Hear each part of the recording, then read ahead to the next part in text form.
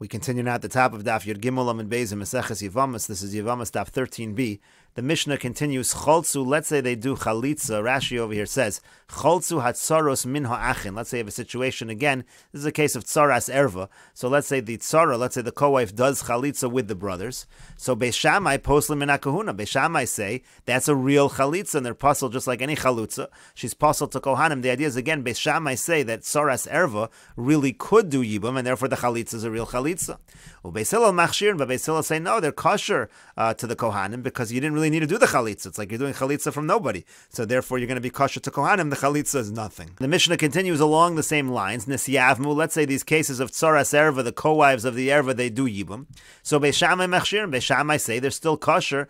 Rashi over here says, Beis Shammai machshir oson lekohanim. They're still kosher to kohanim. In this almenu miyav mehen, let's say they get widowed from the brothers who they did yibum with, so then they could still marry kohanim, because that was a perfectly legitimate yibum, and there's no reason not to. But Beis Hillel post, Beis Hillel say, no, they're puzzled to kohanim, as Rashi says. Beis Hillel post shenevalu la'asr lehen, because really this yibum was nothing, and they basically had relations with somebody that was prohibited. V'hanevalu la'pasel la'asa zona. If you have bia, if you have relations with somebody you're puzzled with, so you become a zona. V'hazona asur l'kuna. The halach is a zona is asur to a kohen, and so that's why again it all falls in line with Beis Shammai and Beis Hillel's general shita when it comes to tzaras erva. And the Mishnah continues, and this part of the Mishnah is about how Beis Shammai and Beis Hillel, even though they disagreed, they would still get along. And even though these ones said asr and these ones said mutter, elu poslin ve'elu machshir, and these ones would say pasul and these ones would say kosher. Lo nimnu Beis Shammai milisa noshim mi Beis Hillel. Beis Shammai would not refrain from marrying women from Beis Hillel. V'lo Beis Hillel mi Beis Shammai. Beis Hillel would not refrain from marrying women from Beis Shammai. Kol hataros v'atameos, when it came to taros and tameos, shayu elu mitarin ve'elu mitamin. Let's say these ones would say tar and these ones would say tameh. Lo nimnu osin taros elu agabe elu. They would not refrain from dealing with one another in terms of taros, one with the other. As Rashi over here says, elu agabe elu means to say elu mashilim kleim laelu. These ones would lend their vessels to the other one. And the Gemara says, Amar Rabbi Shimon ben Pazi, Rabbi Shimon ben Pazi says, my time of the Beis Shammai. What's the reason of Beis Shammai? Again, that Beis Shammai say tzaras erva is mutter. Because the pasuk says, Lo sia eishes hameis hachutza li'ish zar. Pasuk is talking about the fact that the widow, she shouldn't marry out of the family. She should marry the brother. She should perform yibum. But the implication of the pasuk is chutza. It uses the word the outside, mechlal de'ika pnimis. That implies that there is someone on the inside. As Rashi over here says, Lo tia eishes hameis hachutza hachitzona shehi nachras liyav. And what it means is the tzaras erva, the one on the outside who is not a relative of the yavam, lo sia lazar, she shouldn't marry someone else. In other words, the tzaras erva is mutter, to marry the brother. Mechlal de'ika pnimis, and it implies there's one on the inside. There is a relative. Bahadok krova liyavam, there's another one that's an erva that's related to the yavam, but the one that's hachutza, she can still do yibam. That's how Beis Shammai understand the pasuk. V'yamar Achmanan, the pasuk says losia, she shouldn't be, meaning she shouldn't be leish zar, she should perform yibam. That's how Beis Shammai learn out that tzaras erva can do yibam. Beis Hillel, now Beis Hillel, what do they do with this pasuk? Mi boilu l'chad Rav Yehuda Marav. They use the pasuk for the drosh of Rav Yehuda Marav. The Yom Rav Yehuda Marav, because Rav Yehuda says in the name of Rav, Minayin she'in kiddushin tovsin b'Yevama. How do we know that kiddushin doesn't take effect when it comes to Yevama? Rashi over here says, she'in kiddushin tovsin b'Yevama, Yevama shelo chaltza. We're talking about a Yevama. She's the widow. She's supposed to marry one of the brothers, and she doesn't do the chalitza. Minayin im niskad shel. What if she doesn't do chalitza, and instead she marries someone else, not one of the brothers? How do we know she'in kiddushin tovsin, that the kiddushin does not take effect? Afagav de chayve lavin bi'alma. Now this is not a situation of kares. It's just chayve lavin, tafsi b'hu kiddushin. Usually by chayve lavin the kiddushin work, but over here, where do we know that the kiddushin does not work? And the Gemara continues, shenemar, like the pasuk says, lo sia eishes hameis hachutza leish zar. Same pasuk we quoted before. The eishes hameis shouldn't marry to someone else, and it means lo sia b'havoya l'zar, meaning the kiddushin is not going to be tofes. Havoya would mean to say like kiddushin. The havoya, the kiddushin, is not going to be tofes leish zar. If she doesn't do chalitza first, the marriage will not work. And the Gemara continues, Beis Shammai, what does Beis Shammai say regarding that drasha? Miksiv lachutz. It doesn't say the word lachutz. Lachutz would imply that we're talking about when she tries to marry someone on the outside, it doesn't take effect. But chutza ksiv, it uses the word chutza, and as we said, Beis Shammai understand chutza to mean the woman who's on the outside, meaning the co-wife who's not related to the brother, who's not the erva. Beis Hillel will respond to Beis Shammai, Kevon d'chsiv chutza, when it says the word chutza, keman d'chsiv lachutz dami, that's identical to lachutz. chutz and lachutz really means the same thing. It means to the outside. The Tanya, as we learned in a brayser of Nechemya Omer, of Nechemya says, Kol teva shetzricha lamed b'tchilasa, any word that takes a lamed at the beginning, which means to, hita lo hakasav hey besofa, sometimes the pasuk will put a hey at the end. A hey at the end of a word is identical to a lamed at the beginning of the word. V'tana devei Rabbi Shmuel, and it was taught in the yeshiva of Rabbi Shmuel, could go in elim, elima, that's an example, you put a hey and it means to elim, machanayim, machanayma, mitzrayim, mitzrayim, divlosoyma, yerushalayma, midbara, all of these are examples where when you put the hey at the end, it is the same thing as if you put a lamed in the beginning. And the Gemara continues, Beis Shammai de Rav Yehuda Marav Menolahu. Now, Beis Shammai, where do they learn out this halacha of Rav Yehuda Marav, that if the woman does not do chalitza, she can't marry to the outside, she can't marry somebody else, the kedushin will not take effect. Mili'ish zar nafka, so it's really from the same pasuk, but just from a different part of that pasuk. It says li'ish zar, it's not going to take effect to a stranger, to somebody who's not the brother, so from there you learn that the kedushin doesn't work. Beis Hillel nami tepeklu mili'ish zar, but why can't Beis Hillel learn it from the words li'ish zar? The Gemara says, Enochinami, you're really right. Really, they do learn it from li'ish zar. So now we're back to our question. What does Beis Hillel do with chutza? So chutza lamali, so what exactly does Beis Hillel do with chutza? We know what Beis Shammai say. Beis Shammai say it's to tell you that the tsaras erva is mutter to the brother. What does Beis Hillel do? And to that the Gemara says, L'rabos arusa comes to include an arusa. As Rashi over here says, L'rabos arusa she'im nis'armula min ha'erusin. Let's say you have a woman, she's not married, she just has erusin, it was just a betrothal, and then the husband dies, she becomes a widow, so what's the halach of yibam then? So tzricha liyavim kinasua. The pasuk is teaching us she needs to do yibam just as if she was an asua. V'chutza mashma chitzona shalon eskar v'adayin labiyah. That's what chutza means. She's on the outside, they haven't yet had relations, they aren't really married, it's just a situation of erusin, and it's hachutza. Even in such a situation of a hachutza, still there's an idea of yibum. And the Gemara continues, v'idach, so the other one, where do they learn out this idea of erusin? Mechutza hachutza. The reason is it could have said chutza, it says the extra hey, hachutza. That teaches us the idea of an arusa, that even an arusa does yibum. V'idach, and the other one will respond, chutza hachutza lo mashmalu. The distinction between chutza and hachutza, that's nothing, you can't make a drasha from that. And the Gemara continues, Rava Amar Rava says, Taimayu de Beis Shammai, the reason of Beis Shammai is a different reason altogether. Again, trying to understand why, according to Beis Shammai, Tzoras Erva is mutter. And the reason is, the Ein Isser Chal al Isser. Because one Isser cannot be Chal on another Isser. Rashi over here explains, Ein Isser, one prohibition, meaning, Eishes Ach Chol al Bito Shel Zeh. You can't have the Isser of, let's say, Eishes Ach. You have two situations over here. You have a woman who's prohibited to the brother after her husband dies. She's prohibited to the brother as Eishasach, except that usually you do Yibum. Then you have another Isser, potentially, whatever the Erva is. Let's say the Erva is his daughter. So you can't have both at the same time. Ein Isser Eishasach Chol al Bito Shel Zeh Eitz Alavia. The Isser of Eishasach is not going to be Chal if there's already an Isser that she's his daughter. Hilkach lo Ramya Kamei Yevume. So therefore Beis Shammai say there really is no Yibum over here, because Yibum only applies when you have a situation of Eishasach, and then you have that Isser of Eishasach on there, so the mitzvah of Yibum comes along and undoes it and says marry the brother anyway. But here the Isser of Eishasach is never Chal because it's the daughter. She's already prohibited to the brother because she's his daughter. So therefore there's no Yibum. V'havik command the lesson, therefore it's like there's no Yibum, it's like she's not there, and therefore the co-wife is mutter. And that's true by all the arayas, the sister of the wife, etc. So this is all going to be explained as we continue the Gemara. The Gemara is about to ask a question that makes sense in this case, but not that case. That's because we don't fully understand what Rav is saying. Right now we think that Rav is only going on the situation of the sister of the wife or similar cases. We think it's only by erva cases where the erva happened through some kind of a marriage, but really that's not the case. We're talking about any erva situation, as we'll explain in a moment. And so the Gemara says, what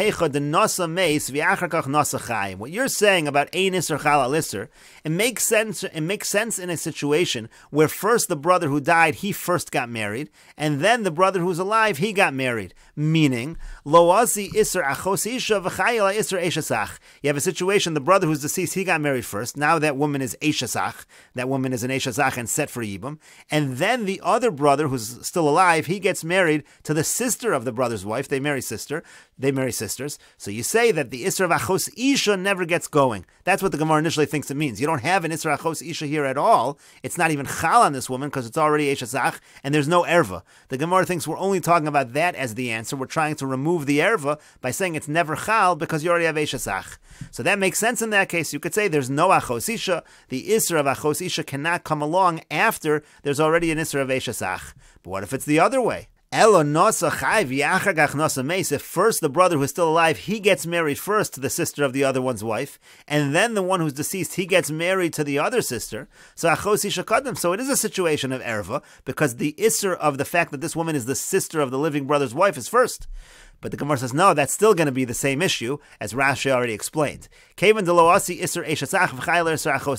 in this case, the Isser of Eshes Ach isn't going to be Chal, because she's already the sister of the other one's wife. In other words, the wife of the deceased is already the sister of the living brother's wife, so the other Isser is not going to be Chal, meaning the Isser of Eshes Ach. So Havelot Tzoras Erva Shelo B'Makom Mitzvah. Now it's a situation of a co-wife of Erva, but there's no mitzvah of Yibum. That mitzvah has been removed, because again, Ein Isser Chal Isser, there's no Isser Eshesach, V'Shari, and it's going to be permitted. So it doesn't matter which direction it happens. The point of Beis Shammai is you can't have a situation of Yibum over here and Erva at the same time. Because in order to have Yibum and Erva at the same time, it would really mean you have two Isurim being Chal at the same time. You'd have to have Eshesach and whatever other Isra Erva there is. Since you can't have two Isurim at the same time, you're never going to have a situation of Yibum and another Isra Erva at the same time, and that's why they say that Tzoras Erva is going to be mutter. The Gemara continues at the two dots. The Mishnah said, Choltzu Beis Shammai Poslim V'chulu. It said if they do Chalitza, the Tzoras Erva, so it's a good Chalitza, so that they're puzzled to Kohanim.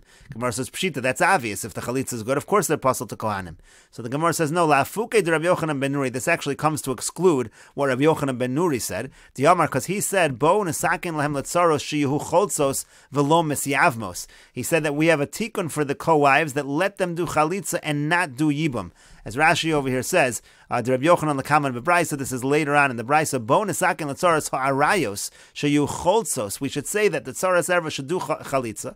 V'kevan debo chalitza, and since he required chalitza, chalitza so poselas afilu lebeis Hillel. The point is that according to Rabbi Yochanan ben Nuri, he instituted a concept of chalitza for tzaras erva even within Beis Hillel. Kamash malan de Beis Hillel afilu takanta de rabbanan leslu betzaras de choltzu. So that's what we're teaching you. No, in Beis Hillel it's not true. There is no idea of requiring chalitza for the tzaras erva. So again, he said, "Bo nesakin lam letzar shi choltzos v'lo mesyavmos kamash molon." So it's coming to teach us, no, the Beis Hillel machshirim. That Beis Hillel say it's going to be kosher. Beis Hillel say no, there's no chalitza over here. Not like Rabbi Yochanan ben Nuri said within the shita of Beis Hillel. The Gemara continues at the two dots. The Mishnah said, "Nisyavmu Beis Hillel poslan v'chulu." Let's say the case of tzaras erva, they do yibam. It's not going to be a good yibam. It's going to be a relationship that is usher, and therefore Beis Hillel say they're going to be puzzled to kohanim. Really the same thing as before. So the Gemara asks, Hasu lamali. What do we need to say this any further for? This is just another nafkamina in terms of the fact that Beis Hillel say tzaras erva does not do yibam, and Beis Shammai say they do yibam.